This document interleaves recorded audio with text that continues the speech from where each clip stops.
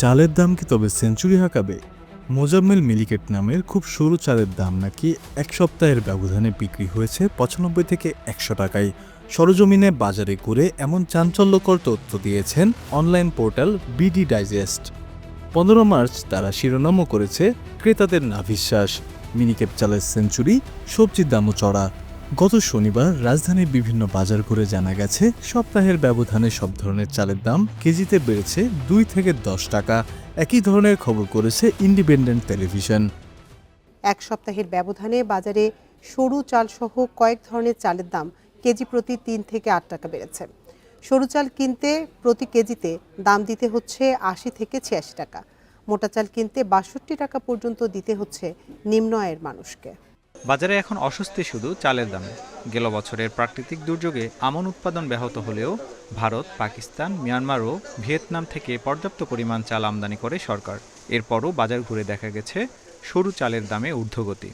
না, চালের দামের অবস্থা খুবই খারাপ অবস্থা। মানে আমরা যেটা ২ মাস আগে কিনেছি ১৭০০ থেকে ১৮০০ টাকা ২৫ কেজির বস্তা, সেটা এখন আপনার ২,২১০০। ভালো মানের সরু চালের দাম কেজিতে বেড়েছে ৩ থেকে ৮ টাকা। প্রতি কেজিতে গুনতে হচ্ছে ৮০ থেকে ৮৬ টাকা। মোটা চাল বিক্রি হচ্ছে ৫৮ থেকে ৬২ টাকা দরে। বাইরের থেকেও চাল আসছে, এখন কি জন্য এখন এই দামটা বাড়া ৩-৪ টাকা? আমাদের ধারণা হলো এটা সম্পূর্ণ হলো সিন্ডিকেট অগ্রহণে ধান উঠছে, তাও ১ কেজিতে ৪-৫ টাকা বাড়ছে। খুচরা বিক্রেতারা জানান গত ৬ মাসে ৩ দফা বেড়েছে চালের দাম। এই সময় কেজি প্রতি প্রায় ৮ থেকে ১০ টাকা দাম বেড়েছে। ঈদকে সামনে রেখে চালের বাজারে স্বস্তি চান ক্রেতারা।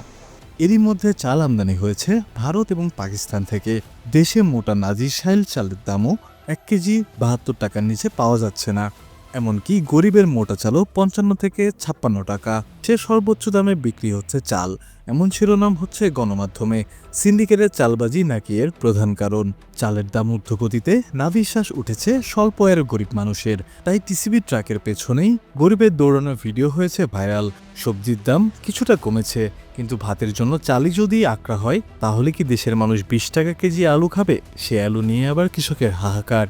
বেশি ফলন ফলে তারা পড়েছে বিপাকে।